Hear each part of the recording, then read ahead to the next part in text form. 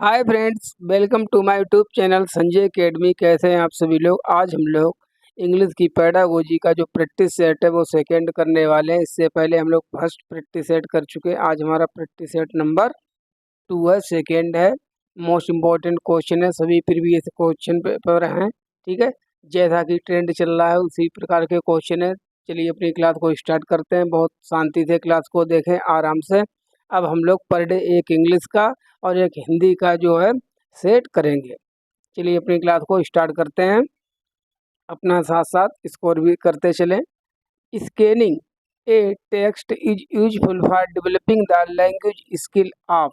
जो स्कैनिंग है वो किससे रिलेटेड है? लिसनिंग से, स्पीकिंग से, रीडिंग से, राइटिंग से। तब इसको मैंने आपको पढ़ाया था उसमें आप ध्यान कीजिए।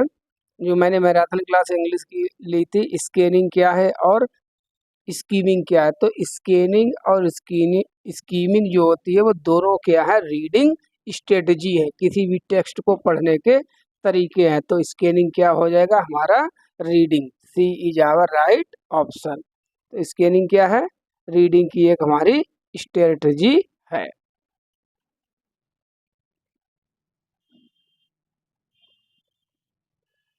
चलिए सेकंड क्वेश्चन पर जंप करते हैं।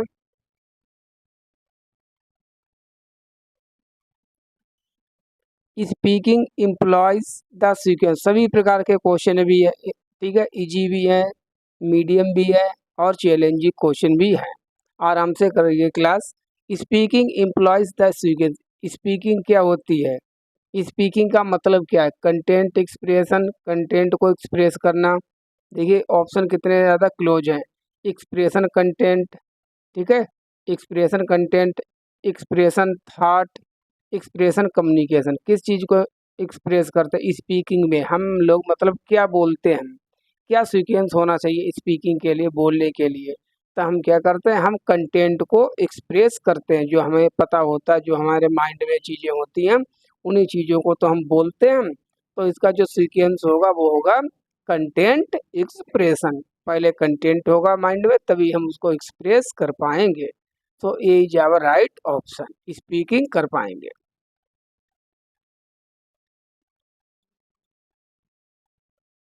Question number third.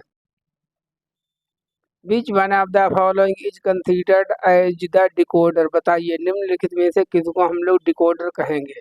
सेंडर को, सिग्नल को, चैनल को, रिसीवर को। जैसे मैंने आपके लिए, मेरा नाम जैसे संजय है, ठीक है। SANJAY संजय है। मैंने किसी को इस नाम को कोड करके दिया, ठीक है। मान लीजिए 1 2 3 4 5 6, ठीक है। 1 2 3 4 5 6, 1 2 3 4 5 6, इस तरीके से मैंने उसको कोड करके दिया। अब वो अगर जानता होगा, ठीक है, कि 1 2 3 4 5 6 इसका मतलब क्या है, इसका मतलब है संजय। तब जो रिसीवर होता है, मैं तो सेंडर हो गया, ठीक है। बीच में चैनल हो जाता है जो मैसेज को ले जाता है। और जो रिसीव करता है वो कौन होता है? रिसीवर कहलाता है। वही जो हमारा जो मैसेज है इसको डिकोड करता है। आप ध्यान कीजिए, मैंने आपको कोडिंग डिकोडिंग पढ़ाई थी। तो जो रिसीवर होता है वो हमारे मैसेज को डिकोड करता है। चलिए आगे चलते हैं। Question number 4।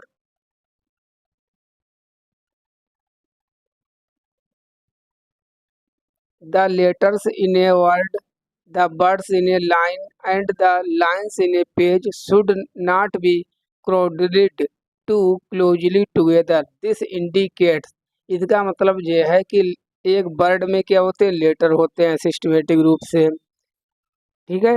वर्ड किस में होते हैं? एक लाइन में होते हैं, और लाइनें एक पूरे पेज में लिखी हुई होती हैं। शुड नॉट बी क्राउडेड मतलब मिक्सअप नहीं होनी चाहिए, बिल्कुल प्रॉपर एक उनमें स्पेस होना चाहिए जिससे वो लिखे जाएं। जैसे जेई वर्ड देखो लिखे गए हैं, ये वर्ड हैं, इसमें लेटर है और लेटर्स के बीच में प्रॉपर स्पेस दिया गया है। Too closely together, this indicates, ये क्या बताता है? कुल मिला के जो है लेटर्स के बीच में, लाइंस के बीच में, वर्ड्स के बीच में जो स्पेस दिया जाता है उसको क्या कहते हैं? Simplicity in hand writing, uniformity in hand writing, spacing in hand writing, beauty in hand writing, तब इसको हम कहते हैं स्पेसिंग इन हैंड राइटिंग। क्या कहते हैं? स्पेसिंग, स्पेस देना। देखिए यहाँ पर प्रॉपर स्पेस दिया गया है, इनके इनके बीच में स्पेस दिया गया है, सभी के बीच में स्पेस दिया गया है, तो इसको कहते हैं spacing of hand writing. So C is our right option. Question number 5,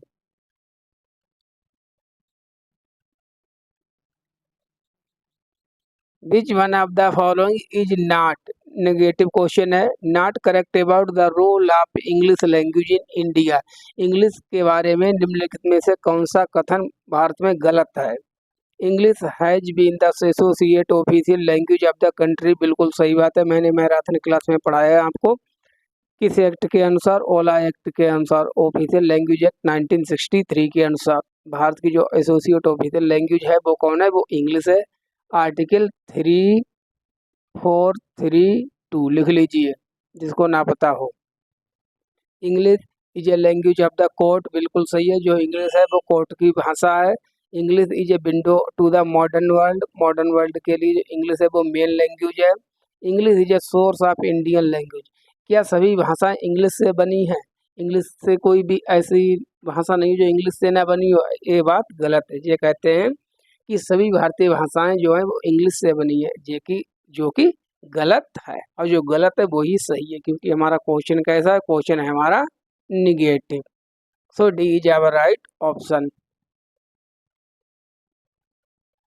question number 6, just 1 minute.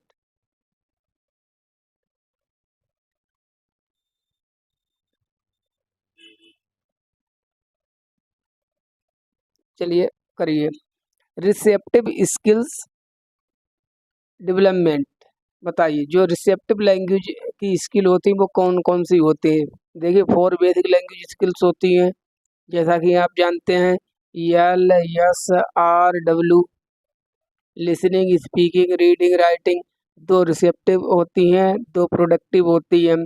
अब बताइए जिनसे हम रिसीव करते हैं, ज्ञान को अपने माइंड में भरते हैं, अंदर करते हैं, वो कौन कौन सी स्किल होती है? एक तो होते हैं लिसनिंग, सुन करके, और दूसरे क्या होता है हमारी रीडिंग, पढ़ करके। तो यल और आर जो है वो हमारी कैसी है?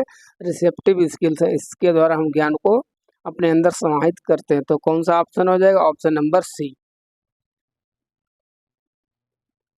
So C is our right option. Question number 7,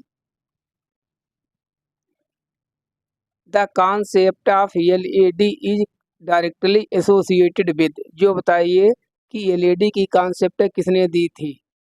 Skinner, Piaget, Chomsky, Vygotsky. जिसने भी मैराथन क्लास इंग्लिश वाली ना की हो, प्लीज मैराथन क्लास आराम से इंग्लिश की कर लें और बिना स्किप किए हुए देखें, आराम से। स्किप करके देखने पर आपको उसका कोई भी बेनिफिट होने वाला नहीं है, आप अपने साथ चीटिंग करेंगे, सीधी सी बात है। तो देखनी है तो क्लास को आराम से देखिए, इससे आप समझे। बताइए जो लैंग्वेज एक्विजिशन डिवाइस है इसकी बात किसने की है? बहुत बार पढ़ा चुके हैं हम, ये तो क्वेश्चन आपको याद ही हो गया होगा। Skinner, Piaget, Chomsky, Vygotsky. तो लैंग्वेज एक्विजिशन की डिवाइस की बात किसने की है? नोम चोम्स्की। लिख लीजिए लैंग्वेज, इसकी फुल फॉर्म आ जाती है language acquisition acquisition acquisition device, DEVI, भाषा अधिग्रहण यंत्र इसको हिंदी में कहते हैं। Question number 8, which of the following is incorrect, incorrect वाला है, बताइए एक गलत है। ये कथनों में से 4 में से एक गलत है, वो कौन सा ऐसा है जो गलत है? 3 सही होंगे। Mother tongue should not be used when teaching another language, mother tongue का यूज नहीं करना चाहिए जब आप अन्य कोई भाषा को पढ़ा रहे हैं। Text of Indian origin needs to be used in the curriculum, जो इंडियन ओरिजिन के हमारे जो टेक्स्ट हैं, ग्रंथ हैं, उनको क्यूरिकुलम में पढ़ाया जाना चाहिए। Grammar should be taught in context, grammar को कंटेक्स्ट में पढ़ाना चाहिए, बिल्कुल सही है, ये भी सही है। Thematic approach is an effective way for teaching vocabulary. जो थीमेटिक अप्रोच होता है वो वोकेबलरी पढ़ाने के लिए सबसे ज़्यादा बेस्ट होता है, तो ये भी सही है। अच्छा ये बताइए, जब अगर आपको अन्य भाषा को पढ़ाते समय, मान लीजिए हम इंग्लिश सिखा रहे हैं आपको, अगर इंग्लिश का हम ट्रांसलेशन करके आपको हिंदी में नहीं बताएंगे, आपकी मातृभाषा में नहीं बताएंगे, तब आपके लिए जो टारगेट लैंग्वेज है, सेकेंड लैंग्वेज, उसको सीखना थोड़ा मुश्किल हो जाएगा। और ये कहते हैं कि इसका यूज नहीं करना चाहिए मातृभाषा का, तो इसलिए ये गलत है, निगेटिव क्वेश्चन है, इसलिए इसका आंसर भी हमको निगेटिव देना है। So A is our right option. Question number 9। Jayashree, Jayashree नाम की एक मैडम है। Jayashree is planning to teach a lesson on speaking. She use two language in her class. Which of the following statement on multilingualism, बहुभाषिकता, is inappropriate, मतलब गलत है। On using more than one language in a speaking class, मतलब जयश्री नाम की एक madam है, वो अपनी क्लास में दो भाषाओं का प्रयोग करके पढ़ा रही हैं। तो बहुभाषिकता को पढ़ाने के लिए इसमें से कौन सा जो कथन है वो गलत होगा? बहुभाषिकता से रिलेटेड कौन सा कथन गलत है, स्टेटमेंट गलत है? पढ़िए। डिसएडवांटेज स्टूडेंट्स कोग्निटिवली, जो बहुभाषिकता मल्टीलिंगुअलिज्म है वो उनके लिए जो है नुकसानदायक होगा, उनके मानसिक विकास के लिए नकारात्मक होगा। Is a positive approach to language teaching which is worth adopting, ये है एक पॉजिटिव अप्रोच है, मतलब इससे जो है बहुभाषिकता से बच्चे को सकारात्मक रूप से सीखने में सहायता मिलेगी, मदद मिलेगी। इज ए नेचुरल सर्कमस्टेंस, एक नेचुरल सर्कमस्टेंस है, facilitate the selection of appropriate, जो है बच्चे को सीखने में मदद मिलती है बहुभाषिकता से। तो तीन स्टेटमेंट जो बी सी डी तीनों सही हैं। जो मल्टीलिंगुअलिज्म है उससे बच्चे को नुकसान नहीं होता, बल्कि सीखने में उसको मदद मिलती है, सहायता मिलती है। ये कह रहे हैं उसको नुकसान होता है, इसलिए ये कैसा हो जाएगा, ये सही हो जाएगा। क्यों? क्योंकि क्वेश्चन गलत है, निगेटिव क्वेश्चन पूछा गया। इनएप्रोप्रिएट मतलब इसमें से कौन सा गलत है वो हमको छांटना है, वो कौन सा है? ए वाला गलत है, इसीलिए ए वाला सही है। Question number 10।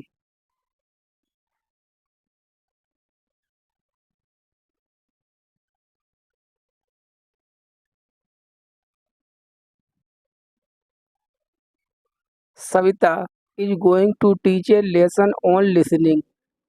She uses two language while teaching her classes. Which of the following practice is inappropriate? इनको सर्किल कर लिया करो। नॉट वाले तो आप खूब जानते हैं, इनएप्रोप्रिएट वाला हो, एटलीस्ट वाला हो, ये सब निगेटिव होते हैं। इनएप्रोप्रिएट का मतलब होता है जो सही नहीं है। इन ए मल्टीलिंगुअल क्लासरूम, एक बहुभाषिक क्लास में निम्नलिखित में से कौन सा सही नहीं है? जो सविता है वो लिसनिंग कराना चाहती है, लिसनिंग पर एक चैप्टर को पढ़ाना चाहती है और वो दो भाषाओं का प्रयोग करती है, तो कौन सा सही नहीं होगा? Students can write the sounds of the words they hear in their mother tongue, thus developing their letter sound correspondence in the target language, मतलब बच्चे जो भी चीज़ें सुनेंगे सीखेंगे उसको अपनी मातृभाषा में लिख सकेंगे, आराम से टारगेट लैंग्वेज में लिख पाएंगे, क्योंकि उनको जो है उनकी मातृभाषा से जोड़कर पढ़ाया जा रहा है। C encourage student to think of cognates words with similar spellings, glass English, गिलास हिंदी, मतलब जो बच्चे हैं वो अपनी भाषा में दोनों वर्ड को सीखेंगे, अपनी मातृभाषा में भी वर्ड्स को सीखेंगे और सेकेंड लैंग्वेज जो टारगेट लैंग्वेज है उसमें भी वर्ड्स को सीखेंगे। An important strategy for bilingual readers, जो बाइलिंगुअल रीडर हैं उनके लिए एक अच्छी सी स्ट्रेटजी है। She divides the class into pairs, ऐसा करने से जब वो दो भाषाओं का प्रयोग करेगी तो वो क्लास को डिवाइड कर देगी, क्लास जो है वो दो पेयर में डिवाइड हो जाएगी। And appoint the persons with better proficiency in each pair as the teachers, उसको जो है क्लास को दो भागों में विभाजित कर देना चाहिए और जिस लैंग्वेज में जो टीचर अधिक प्रोफिशिएंट हो उसी को पढ़ाने के लिए रखना चाहिए। ठीक है, प्रोफिशिएंसी होना चाहिए कि ऐसा ऐसा नहीं है। मल्टीलिंगुअलिज्म कहता है कि एक ही टीचर दो भाषाओं का यूज करके या दो से अधिक भाषाओं का प्रयोग करके पढ़ाएगा। ठीक है, यहाँ पर सेपरेशन की बात नहीं होगी। तब ये सी वाला गलत है और जो गलत है वही सही है, क्योंकि इनएप्रोप्रिएट हमको गलत वाला आंसर बताना है, जो गलत है वही सही है। इनएप्रोप्रिएट का जो एंटोनिम्स होगा वो क्या होगा? एप्रोप्रिएट। तो C is our right. Question number 11 बताइए, plurilingualism plurilingual approach to language teaching does not क्या नहीं है? जो प्लूरीलिंगुअलिज्म होता है उसमें जो प्लूरीलिंगुअल अप्रोच है उसके अनुसार क्या चीज़ नहीं पढ़ानी चाहिए, क्या उनसा सही नहीं है? जो जो एक होता है मल्टीलिंगुअल, देखो एक होता है मल्टीलिंगुअल, ठीक है, मल्टी माने मैनी, बहुत सी, प्लूरल का भी मतलब यही होता है, तो ये दोनों सिनोनिम्स हैं। प्लूरीलिंगुअल केवल नाम रखने का तरीका है, बात सेम है, तो इसमें कोई डराने की बात नहीं है। और जो प्लूरीलिंगुअल जो वर्ड है जो जो यूरोप है, यूरोप ने दिया है, इसको आपको याद नहीं रखना, आपको ये समझना है प्लूरीलिंगुअल कहो या मल्टीलिंगुअल कहो एक ही बात है। चलिए अब आगे बढ़ते हैं। ये emphasize diversifying the language and on offer in education system, encourage student to learn more than one language, सही बात है, एक से अधिक लैंग्वेज सीखने के लिए प्रोत्साहित करती है। Consider language and the corresponding socio cultural experience as separate mental compartment. क्या प्लूरीलिंगुअल या मल्टीलिंगुअलिज्म ये बात कहता है कि बच्चों की जो भाषा सीखना है वो उनके सामाजिक सांस्कृतिक संदर्भ से अलग होती है? मतलब सामाजिक सांस्कृतिक संदर्भ जो है सोशियो कल्चर है वो और लैंग्वेज जो लर्निंग है वो अलग अलग चीज़ें हैं, दो चीज़ें हैं नहीं, एक ही चीज़ है, क्योंकि लेव वाइगोट्स्की ने कहा है कि किसी भी बच्चे को आप उसके भाषा से सिखाने के लिए उसको सामाजिक सांस्कृतिक संदर्भ से अलग नहीं कर सकते हैं। तो ये वाला गलत हो गया, सी वाला, और जो गलत होगा वही हमारा सही होगा, क्योंकि ये कहते हैं नॉट, डज नॉट कौन सा नहीं है, तो सी वाला नहीं है। सी इज आवर राइट ऑप्शन। भाषा सीखना, सोशियो कल्चरल एक्सपीरियंस, ये अलग अलग नहीं है, दोनों चीज़ें एक ही है। आप किसी बच्चे को उसके सामाजिक सांस्कृतिक संदर्भ से अलग करके आप भाषा नहीं सिखा सकते हैं।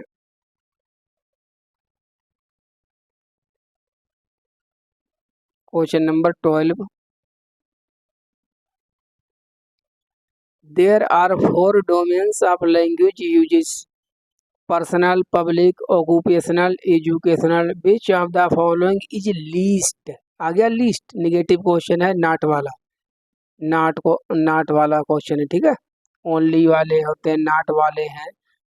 Likely to feature in the formal occupational domain, तो 4 डोमेन होते हैं भाषा के। पब्लिक, एक तो पर्सनल हमारा है, पब्लिक जब हम पब्लिक में बोलते हैं, ऑक्यूपेशनल है और एजुकेशनल है। 4 डोमेन है हमारे लैंग्वेज के, ठीक है, ऐसे आप समझ सकते हैं। एक पब्लिक है, एक पर्सनल है, एक ऑक्यूपेशनल है, एक एजुकेशनल है। तब बताइए इनमें से कौन सा है जिस डोमेन का प्रयोग हम अपने फॉर्मल में नहीं करते, इनफॉर्मल में करते हैं, फॉर्मल में नहीं करते हैं, क्योंकि लीस्ट है। तो WhatsApp message, email between colleagues, letters of complaint, financial reports, तो ऐसा कौन सा है इसमें जिससे में हम इनफॉर्मल होकर मैसेज करते हैं, किसी भी प्रकार से किसी को कुछ भी लिख देते हैं, वो समझ जाता है इनफॉर्मल रूप से। तब आप समझ गए होंगे इसका आंसर क्या होने वाला है, व्हाट्सएप मैसेज। देखिए व्हाट्सएप मैसेज अगर आप किसी को कर रहे हैं, कुछ भी कर रहे हैं, तो कुछ भी उसमें लिख सकते हैं, ठीक है, कैसा भी लिख सकते हैं। लेकिन जब आप ईमेल कर रहे हैं अपने कलीग को, ठीक है, कोई फॉर्मल चीज़ है, तो उसमें आप ऐसा नहीं कर सकते हैं। तो व्हाट्सएप मैसेजेस इसमें क्या आ जाएगा, हमारा इनफॉर्मल में आ जाएगा, ना कि फॉर्मल में। व्हाट्सएप है, फेसबुक है, इंस्टाग्राम है, ये सब आ जाएंगे इनफॉर्मल में। Question number 13, which of the following is not not वाला है। Is not an effective task type for teaching vocabulary, vocabulary को पढ़ाने के लिए कौन सा सही नहीं है। तीन चीज़ें सही हैं। डिक्टेशन सही है, आप बच्चे को बोल बोल कर लिखवा रहे हैं, वो सीख रहा है। वर्ड लिस्ट भी सही है, डिक्शनरी मेथड भी सही है। क्रॉस वर्ड मतलब पजल के माध्यम से सिखा रहे हैं। रिसाइटेशन केवल अगर बच्चे को कुछ मीनिंग दे दी, उनको रिसाइटेशन जो करना है, रिपीटेशन जो करना है, यह सिखाने का एक माध्यम नहीं है। वोकेबलरी सिखाने का ये एक अच्छा माध्यम नहीं है। तब जो इसका आंसर होगा वो क्या हो जाएगा, रिसाइटेशन। नॉट है, कौन सा नहीं है, रिसाइटेशन, रिसाइट करना, बार बार से बोलना। Question number 14, language task are vehicles for planning, carrying out and reporting on language learning and teaching.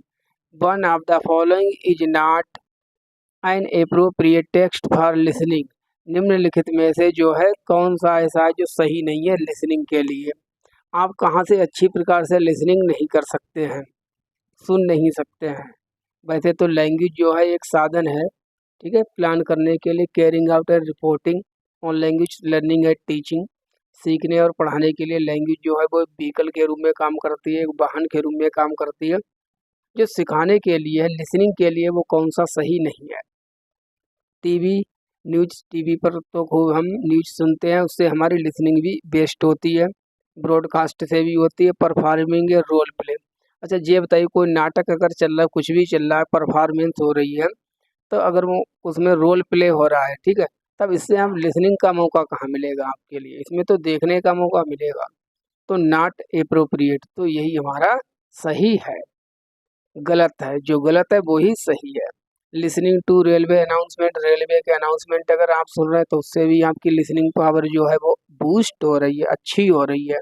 लेकिन रोल प्ले से आपकी लिसनिंग पर कोई भी प्रभाव नहीं पड़ने वाला है। So C is our right option.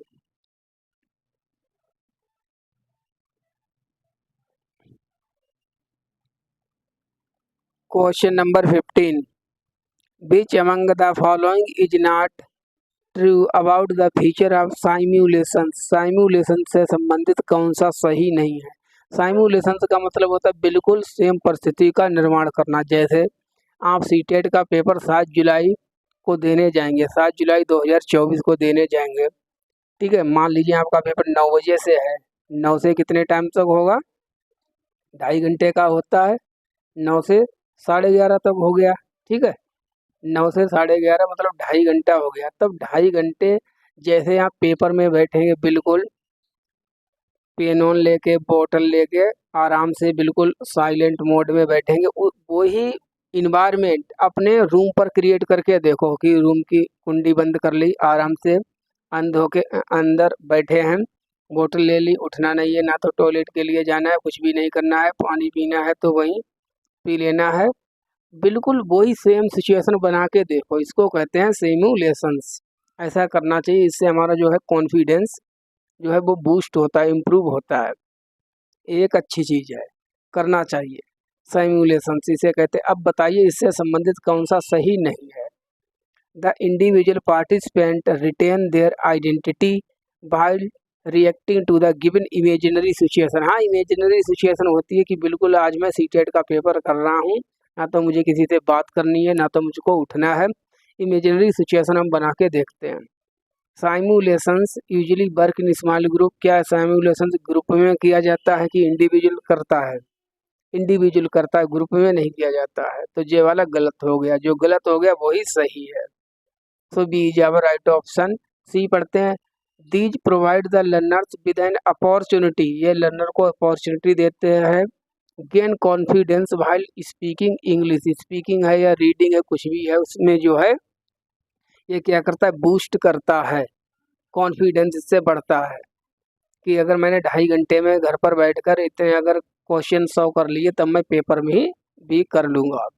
In simulations there is unlimited use of language and an unlimited scope for expressing emotions. इसमें हम अपने इमोशंस को जो है एक्सप्रेस कर सकते हैं। तो ये सभी सही है, बस गलत क्या है कि ये ग्रुप में नहीं, ये इंडिविजुअल जो होता है वो एक इमेजिनरी सिचुएशन बना के करता है जिससे उसका कॉन्फिडेंस गेन होता है। तो B is our right option. Question number 16। ये जो क्लास है वो जूनियर और प्राइमरी दोनों के लिए है। ये learner in the city of Srinagar, एक जो लर्नर है वो श्रीनगर का रहने वाला है।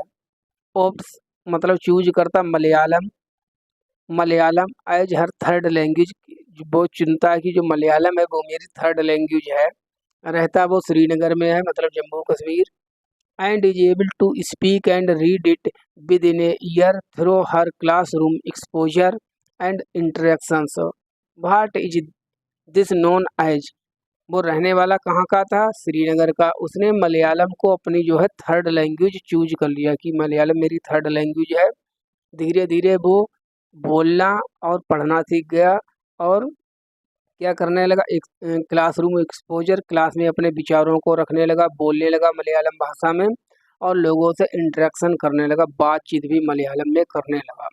तो इसको आप क्या कहेंगे, लैंग्वेज लर्निंग कहेंगे, लैंग्वेज एक्विजिशन कहेंगे, लैंग्वेज एडिशन कहेंगे, सब्ट्रैक्टिव लैंग्वेजिज्म कहेंगे, क्या कहेंगे? देखो सब्ट्रैक्टिव लैंग्वेजिज्म तो होगा नहीं, क्यों नहीं होगा सब्ट्रैक्टिव बाइलिंगुअलिज्म, क्योंकि इसमें जब होता है कि जब हम एक भाषा का प्रयोग करते हैं दूसरी भाषा हमारी गायब होती चली जाती है, इसमें गायब कोई नहीं हो रही है, तो ये तो होगा नहीं, ऐसी कोई बात ही नहीं हो रही है। लैंग्वेज एडिशन जब होता है जब L1 और L2 को हम साथ साथ सीखते, दो भाषाओं को जब हम साथ ही साथ सीखते हैं तब उसको हम लैंग्वेज एडिशन कहते हैं। तो इसमें तो वो केवल मलयालम को सीख रहा है, तब इसको कहेंगे लैंग्वेज लर्निंग। इसको हम क्या कहेंगे, लैंग्वेज लर्निंग, भाषा का अधिगम करना। अधिग्रहण तो नहीं कर सकते, एक्विजिशन तो नहीं कर सकते हैं, क्योंकि एक्विजिशन तो फर्स्ट लैंग्वेज का किया जाता है, L1 किया जाता है। चाहे आपकी सेकेंड हो, चाहे आपकी थर्ड हो या फोर्थ हो, कोई भी लैंग्वेज हो उसको हम लर्निंग कर सकते हैं, सीख सकते हैं। उसने भाषा को सीखा है मलयालम को, तो इसको कहेंगे लैंग्वेज लर्निंग। बिल्कुल इसी प्रकार से चैलेंजिंग क्वेश्चन आने वाले हैं, आराम से करिए। Question number 17।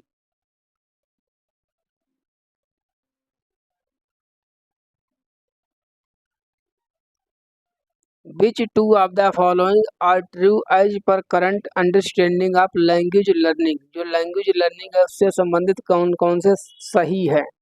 Errors are learning areas, जो एरर्स होती है वो सीखने का एक प्रक्रिया है, बिना गलतियां किए हम कुछ भी नहीं सीख सकते हैं, ऐसे मानकर चलिए।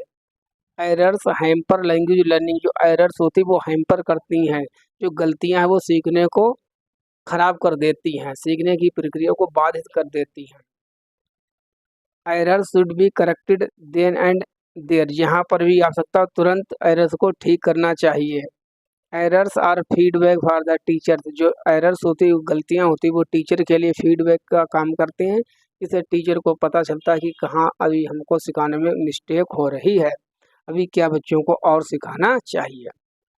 तब जो सेकेंड है वो तो बिल्कुल गलत है, क्योंकि जो सीखने में सहायता करती हैं गलतियाँ, ना कि हैम्पर करते हैं, हैम्पर तो नहीं करती, तो सेकेंड वाला तो कभी भी हो ही नहीं सकता।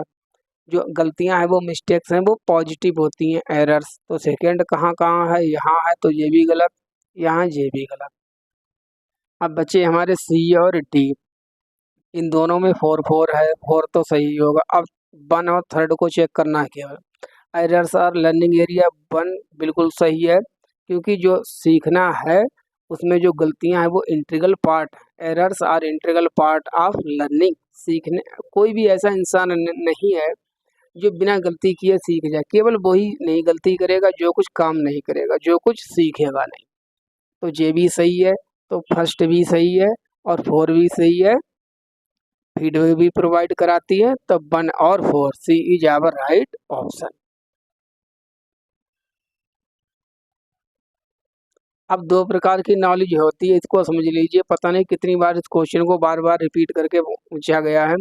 एक होती है डिक्लेरेटिव नॉलेज, एक होती है प्रोसीजरल नॉलेज। क्या होती है, what is procedural knowledge and declarative knowledge, what is difference between them. देखिए डिक्लेरेटिव का मतलब होना डिक्लेयर करना। व्हाट इज फैक्चुअल नॉलेज, आप ऐसे कह सकते हैं फैक्चुअल नॉलेज, ठीक है, फैक्ट बेस्ड, बिल्कुल। मान लीजिए भारत का प्रधानमंत्री कौन है, श्री नरेंद्र मोदी, क्या है, फैक्ट है, सभी को पता है, डिक्लेयर कर दिया।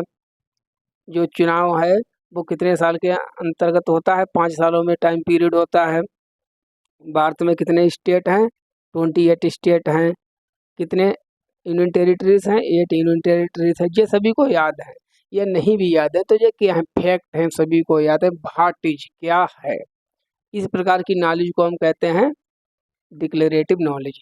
अब प्रोसीजरल नॉलेज क्या होती है, प्रोसीजरल नॉलेज जो होती है जो एक प्रक्रिया के दौरान आती है जिसके लिए हमको बहुत इफर्ट लगाना पड़ता है और एक लंबी प्रोसेस है। जैसे कि आपको मास्टर बनना है तो इसकी एक लंबी प्रक्रिया है, पहले आप टेट सी टेट करेंगे, फिर सुपर टेट करेंगे, उसके बाद आप मास्टर बन पाएंगे। तो क्या एक प्रक्रिया के दौरान आप ज्ञान को सीखते हैं, प्रोसीजर के दौरान ऐसे सीख लीजिए। प्रोसीजरल का मतलब प्रोसीजर, बिल्कुल प्रोसेस के दौरान आप प्रक्रिया को से ज्ञान को सीखते हैं। हाउ कैसे, किसी भी चीज़ को आप कैसे हो जाए अगर कहीं लिखा हो तब उसका आंसर प्रोसीजरल नॉलेज होगा। तो इसको ध्यान रखना है, ये क्वेश्चन बहुत बार पूछा गया है। अब आइए इस पर बेस्ड एक क्वेश्चन है, इसको करते हैं। Procedural knowledge in learning of grammar is known as, जो प्रोसीजरल नॉलेज है लर्निंग में उसको क्या कहते हैं, क्या किस नाम से जानते हैं। Analyse one's errors to learn language, अपनी जो एरर्स हैं उनको एनालाइज करना। Understanding how a grammatical form works and applying the same, ये समझना कि कैसे ग्रामेटिकल जो रूल होते हैं वो काम करते हैं और उनको कैसे हमको रियल लाइफ में अप्लाई करना है। हाउ आ गया है। Learning the rules of grammar and reproducing it later, grammar के रूल को जो है सीख लेना और बाद में इनको रिप्रोड्यूस करने देना। कुल मिला के रटने की बात की जा रही है। अंडरस्टैंडिंग हाउ ये grammatical form works from a grammar book. अब देखिए हाउ इसमें भी आया है बी वाले में, सी डी वाले में भी आएगा। अब आंसर इन दोनों में से ही एक होने वाला, क्या होगा, जो हाउ ये ग्रामेटिकल फॉर्म वर्क्स की ग्रामर के रूल हैं वो कैसे काम कर सकते हैं। A form from a grammar book, एक ग्रामर बुक से आप सीखने की बात कर रहे हैं तो इसलिए ये गलत है। ग्रामर की बुक से नहीं सीखने की बात, आप कंटेक्स्ट से जोड़कर चीज़ों को पढ़ाइए और कंटेक्स्ट में अप्लाई कीजिए कि कैसे ग्रामर के रूल जो हैं वो वर्क करते हैं और वो कैसे होते हैं। तो इसलिए इसका जो आंसर होगा वो बी होने वाला है। Question number 19, learners under go the various stages of writing, जो लर्नर्स हैं वो राइटिंग प्रक्रिया के दौरान बहुत सी स्टेज से गुजरते हैं। What is this approach to writing known as, इस प्रकार की राइटिंग के अप्रोच को हम क्या कहते हैं। मतलब लिखना बिल्कुल सीधे नहीं आ जाता है, पहले बच्चा स्क्रीबिंग करता है, ठीक है, स्क्रीबिंग करता है, बाद में उसको धीरे धीरे लिखना आता है। तो इसको क्या कहते हैं, लिखने की प्रक्रिया होती है। Product approach, paragraph dictation, process approach, personal writing, इसको पर्सनल राइटिंग कहते हैं। क्या कहते हैं, तब कोई भी काम है जैसे जे भी राइटिंग क्या करना, राइटिंग करना भी एक प्रोसीजरल नॉलेज है। ऐसा नहीं बिल्कुल डायरेक्ट हमको सीखना एक ही दिन में आ जाए। लिखना, लिखने के लिए हमको प्रक्रिया से गुजरना पड़ता है। तो ये किस अप्रोच में आ जाएगा, ये आ जाएगा हमारा प्रोसेस अप्रोच या प्रोसीजरल अप्रोच। तो बी, ये उल्टे लिख गए हैं, ऑप्शन ए बी होगा, ये सी होगा और ये डी होगा, ठीक है। तो सी वाला जो है वो हमारा सही है, प्रोसेस अप्रोच। क्वेश्चन नंबर 20, देखिए कितना लंबा चौड़ा क्वेश्चन है। Here is a teacher who divides her class into groups of 4 and allocates a number of topics और themes to each group to work over a period of 3 months and to write and present the report to the whole class. What is the group activity known as, एक teacher हैं वो अपनी class को दो जो into 4 group, वो 4 group जैसे जो पूरी क्लास है इसको 4 ग्रुप में उन्होंने अपनी क्लास को डिवाइड कर दिया, सभी को वर्क दे दिया प्रोजेक्ट वर्क, और कहा कि 3 जो महीने बाद आपको लिख के जो है क्लास में रिपोर्ट को प्रेजेंट करना है। आपको बताना है कि आपने क्या क्या सीखा और क्या क्या आपने लिखा है, वो पूरी क्लास में आपको बताना होगा। तो what is the group activity known as, इस प्रकार की जो ग्रुप एक्टिविटी होती है इसको क्या कहते हैं? ग्रुप वर्क कहते हैं, लैंग्वेज टास्क कहते हैं, असाइनमेंट कहते हैं, या प्रोजेक्ट वर्क कहते हैं। तो सीधी सी बात है, इसको हम प्रोजेक्ट वर्क कहते हैं। प्रोजेक्ट मेथड किसने दिया था? किलपैट्रिक ने दिया था। So D is our right option.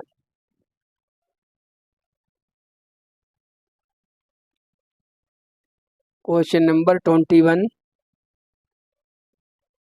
What is the following typology of question known as imagine you are the son in the story and write your feelings in your diary at the end of the day. मतलब इस प्रकार की writing को आप typology को क्या कहेंगे?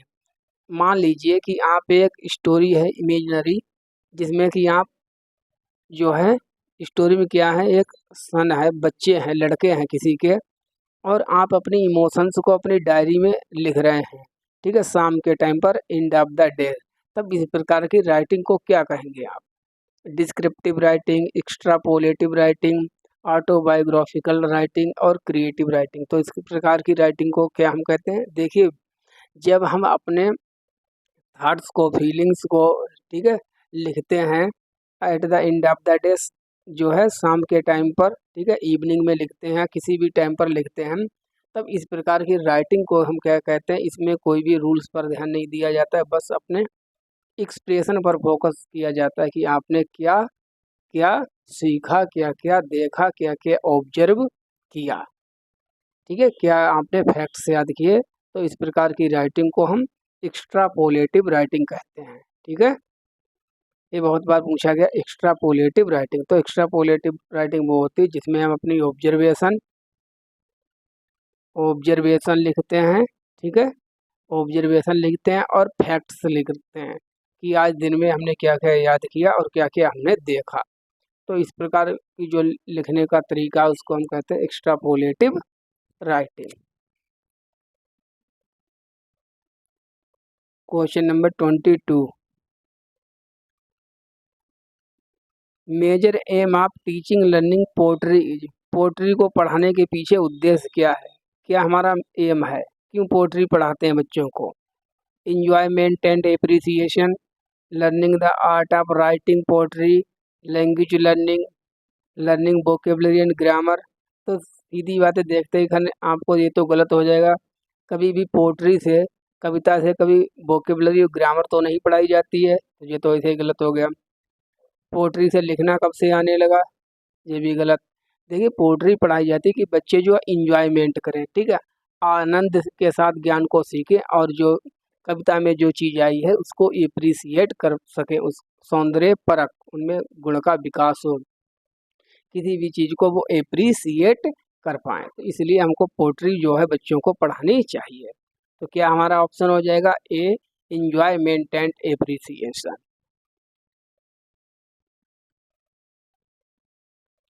Question number 23, it is expected in a language classroom that learners work in and work with language, this is, it is expected, ऐसा बच्चों से एक्सपेक्टेड किया जाता है कि वो भाषा के क्लास में सीखने वाले लर्नर्स क्या है? Work in and work with language, जो लैंग्वेज है उसमें काम करेंगे और लैंग्वेज के साथ काम करेंगे। इस प्रकार मतलब भाषा में सीखेंगे और भाषा के साथ सीखेंगे, ऐसा कहा जाता है। दिस इज, ये क्या है? Learning the forms of the language, सीखने के फॉर्म्स को सीखना, लैंग्वेज के फॉर्म्स को सीखना। Using the language with accuracy, भाषा को एक्यूरेसी के साथ सीखना। इंगेजमेंट विद लैंग्वेज, लैंग्वेज के साथ इंगेज रहना। एक्विजिशन ऑफ लैंग्वेज, लैंग्वेज का एक्विजिशन करना, अधिग्रहण करना। देखिए, जब आप भाषा की क्लास में भाषा ही सीखेंगे तो इसको कहते हैं, चाहे आप कुछ भी करें, चाहे आप रिडल्स करें, राइटिंग करें, रीडिंग करें, स्पीकिंग करें, जो लैंग्वेज की क्लास होगी उसमें वही लैंग्वेज का आप यूज करेंगे। तो इसलिए इसका जो आंसर होगा वो सी होगा, इंगेजमेंट विद लैंग्वेज। आप जो है भाषा में जुड़े रहेंगे, इंगेज रहेंगे, किसके साथ, भाषा के साथ, तो आप इंगेज रहेंगे। तो C is our right option. Question number 24, an authentic text is, बताइए प्रमाणित सामग्री क्या होती है। ये हिंदी वाली मैराथन क्लास में भी पढ़ाया है और इंग्लिश वाली मैराथन क्लास में पढ़ाया है कि ऑथेंटिक मटेरियल क्या होता है, किसको आप कहेंगे। ए टेक्स्ट और narrative written by textbook author. देखिए मैंने पहले भी आपको नोट करके लिखाया था कि किसी भी आथर के द्वारा कोई भी सामग्री लिखी जाए, मटेरियल लिखा जाए, वो कभी भी ऑथेंटिक नहीं होता है, वो प्रमाणित नहीं होता है। तो ये तो गलत हो गया ऐसे ही। An original of the text from context, context के साथ हमारे जहाँ भी हम रहते हैं उस कंटेक्स्ट के साथ जो सीधी चीज़ है, ठीक है, ओरिजिनल जो लिखा जाता है उसको हम कहते हैं ऑथेंटिक। ये completely modified and contribute text from the original writing, एक मॉडिफाइड किया हुआ कंट्रीब्यूट टेक्स्ट जो होता है ओरिजिनल राइटिंग उसको कहते हैं। ये story and pictures drawn by learners as part of their assignment, जो स्टोरी है और जो पिक्चर्स है उसके द्वारा जो भी ज्ञान होता है जिससे हमको असाइनमेंट दिया जाता है, क्या वो एक ऑथेंटिक टेक्स्ट है। तो सभी गलत हैं, क्या हमारा बी सही है। जो भी हमको कंटेक्स्ट से रिलेटेड जो भी नॉलेज होती है, जो भी दिया जाता है उसको हम ऑथेंटिक टेक्स्ट कहते हैं। देखिए क्या क्या आता है ऑथेंटिक टेक्स्ट में, मेनू चार्ट है, पंपलेट हैं, होर्डिंग्स हैं, ये सभी लगी हुई होती है, ये सब ऑथेंटिक है। क्या नहीं होता है ऑथेंटिक, एक ऑथर के द्वारा लिखी गई कोई भी बुक है, कोई भी मटेरियल है, कंटेंट है, वो ऑथेंटिक नहीं होता है। तो B is our right.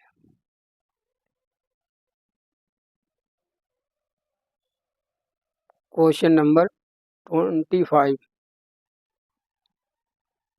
Basic interpersonal communication skills, ठीक है, कम्युनिकेटिव स्किल्स, बिक्स क्या है बताइए। चीख चीख कर पता नहीं कितनी बार पढ़ा चुका हूँ।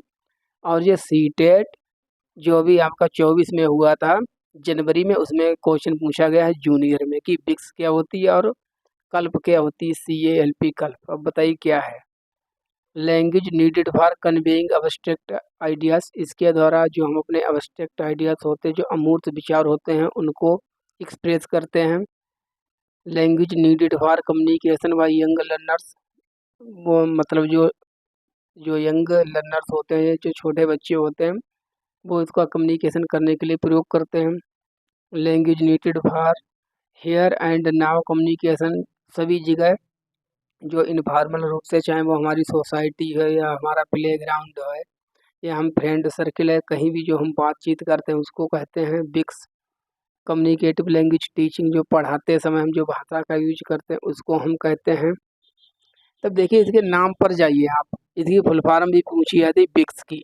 हिंदी में इसकी फुल फॉर्म है मूलभूत अंतर्वैयक्तिक संप्रेषणात्मक कौशल। इंग्लिश में कहते हैं बेसिक माने मेन, इंटरपर्सनल माने जब हम दूसरों से इंटरेक्ट करते हैं, बातचीत करते हैं। कम्युनिकेटिव माने होता है बातचीत करना, जब हम दूसरों के साथ बातचीत करते हैं इनफॉर्मल रूप से, चाहे वो हमारा घर हो, ठीक है, घर है, सोसाइटी है, हमारे प्लेग्राउंड है, कहीं भी जो भी हम, चाहे आप व्हाट्सएप पर मैसेज करें, कहीं भी आप बातचीत अगर करते हैं तो उस लैंग्वेज को हम क्या कहते हैं, कम्युनिकेशन को हम क्या कहते हैं, बिक्स कहते हैं। और जो कल्प होते हैं उसको हम पढ़ाई लिखाई में अपने प्रयोग करते हैं। तो कल्प तो है नहीं है, तो A is our right, sorry, B is our right option, B हमारा सही होगा। ये भी ध्यान रखना पेपर में, नहीं तो सही कुछ करने की बजाय कुछ करने लगो। Question number 26, language assessment is oriented to, language का जो असेसमेंट है वो किस पर फोकस होना चाहिए। Measure the achievement of learners, केवल लर्नर्स का अचीवमेंट चेक करना। Find the place of the learners in their class, बच्चों की रैंकिंग करना, कौन फर्स्ट आया, कौन सेकंड आया, कौन थर्ड आया। मेजर देयर ओवरऑल और समेटिव अचीवमेंट, उनका ओवरऑल जो है समेटिव असेसमेंट करना, अचीवमेंट करना, समग्र मूल्यांकन करना। Measure the language proficiency of learners, learners की जो है लैंग्वेज में प्रोफिशिएंसी क्या है, इस पर आपका फोकस होना चाहिए। तब आप मान लीजिए एक लैंग्वेज के टीचर हैं, तब आप असेसमेंट करते समय किस चीज़ पर मेन फोकस देंगे, तब आप मेन फोकस देंगे। अगर यहाँ पर फॉर्मेटिव होता तब तो सही होता ये वाला, ये तो दोनों वैसे ही गलत है। तब डी, हम बच्चे की प्रोफिशिएंसी चेक करेंगे कि अगर वो उसको हम इंग्लिश सिखा रहे हैं तो उसको इंग्लिश लैंग्वेज कितने अच्छे से आने लगी है, उसको वो बच्चा कितना प्रोफिशिएंट हो गया है। इस चीज़ को देखते हुए मैं बच्चे का आकलन करूँगा। So D is our right option. Question number 27,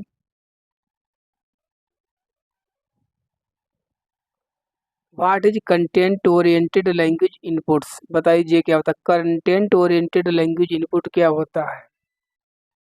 inputs which focus on how language used, vocabulary, pronunciation, grammar, presentation of the inputs and its processes, language inputs which focus on information। Content oriented मतलब सीधे सीधे आपको information दी जा रही है, क्या सही है क्या गलत है क्या नहीं है, कंटेंट पढ़ाया जा रहा है। ऐसे इस प्रकार के आपको इनपुट लैंग्वेज में दे देकर आपको सिखाया जा रहा है, तो इसको क्या कहेंगे, इसको कहेंगे हम language inputs which focus on information. So D is our right option.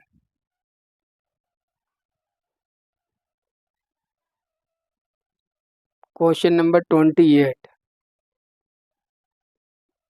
Ayesha bought a washing machine and she wanted to learn how to operate it.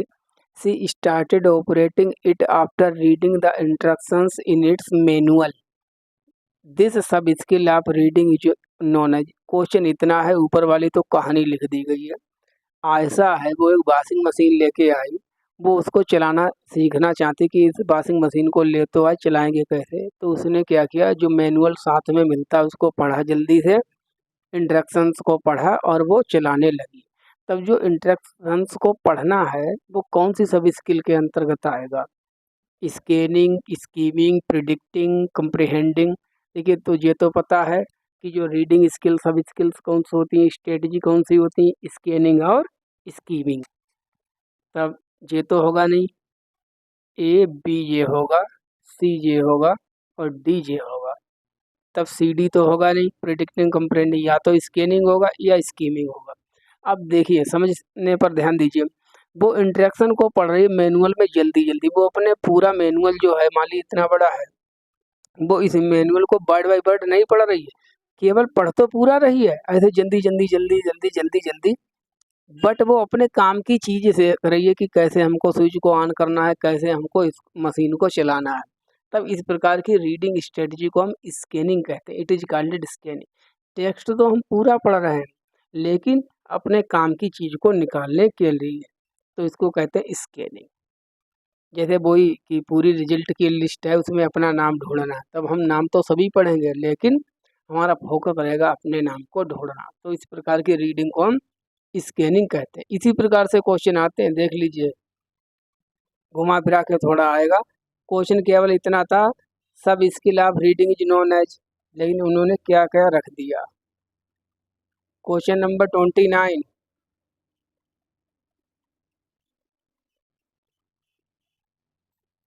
emphasize that language development is the responsibility of all teachers across the school and in all subject areas। मतलब emphasize का मतलब होता है focus देना, language development पर, भाषा विकास पर। ये रिस्पॉन्सिबिलिटी है किसकी, सभी टीचर्स की, क्योंकि जो स्कूल में जो भाषा होती है वो सभी सब्जेक्ट के माध्यम से पढ़ाई जाती है, सभी सब्जेक्ट को जो है भाषा के माध्यम से पढ़ाया जाता है। देखिए चाहे आप इतिहास पढ़ें, चाहे जियोग्राफी करें, हिस्ट्री पढ़ें, कोई भी अगर सब्जेक्ट आप पढ़ते हैं भाषा को छोड़कर, मैथमेटिक्स हो, साइंस हो, तब उसकी कोई ना कोई भाषा ज़रूर होगी, या तो इंग्लिश में पढ़ रहे होंगे आप, या हिंदी में पढ़ रहे होंगे, या कोई भी एनी अदर लैंग्वेज हो सकती है, हिंदी हो सकती है, इंग्लिश हो सकती है, संस्कृत हो सकती है, मराठी हो सकती है। तो आप ध्यान कीजिए, मैंने आपको कुछ LAC पढ़ाया था। LAC क्या होता है, लैंग्वेज एकरास द क्यूरिकुलम। जो भाषा होती है वो पूरे हमारे क्यूरिकुलम में गुथी हुई होती, जुड़ी हुई होती है। सभी सब्जेक्ट को भाषा के माध्यम से ही पढ़ाया जाता है। तब जो टीचर्स की सभी की रिस्पॉन्सिबिलिटी है कि वो भाषा को सिखाएं किस प्रकार से, LAC language across the curriculum. इसकी फुल फॉर्म भी आती है LAC, लिख लीजिए। LAC stands for language across the curriculum. Last question है हमारा, ये teacher organise group activities in a language classroom. एक लैंग्वेज के क्लासरूम में एक टीचर है, उसने ग्रुप एक्टिविटी करवाई है, करवानी चाहिए। कैसी करवानी चाहिए? ग्रुप एक्टिविटी लैंग्वेज की क्लासरूम में कैसी करवानी चाहिए? फ्रिक्वेंटली, कभी कभी। फ्रिक्वेंटली का मतलब होता है अक्सर करवाना चाहिए। समटाइम्स, कभी कभी। रेयरली, बहुत कम समय में कभी कभी हो गई तो हो गई, नहीं तो नहीं। कोई हम प्रमोट नहीं कर रहे हैं ग्रुप एक्टिविटी को। नेवर, कभी भी नहीं हमको ग्रुप एक्टिविटी करनी चाहिए। तो देखिए, जो लेव वाइगोट्स्की थे, उन्होंने कहा था कि जो बच्चे होते हैं वो ग्रुप में सीखते हैं और ग्रुप एक्टिविटी पर उनका मेन फोकस था। तो हमको क्लासरूम में ग्रुप एक्टिविटी को बढ़ावा देना है और जल्दी जल्दी हमको ग्रुप एक्टिविटी को करवाना है, अक्सर जो है हमको करवाते रहना है। तो इसका आंसर हो जाएगा A is our right answer. Frequently हमको ग्रुप एक्टिविटी क्लासरूम में करवानी है। चलिए, क्लास को यहीं पर कंप्लीट करते हैं। देखिए, हमारा जो चैनल है, अपना जो चैनल है हम लोगों का, इसको ज्वाइन कर लीजिएगा, संजय अकेडमी। जिसने भी अभी तक इसको सब्सक्राइब ना किया हो, सब्सक्राइब कर लें।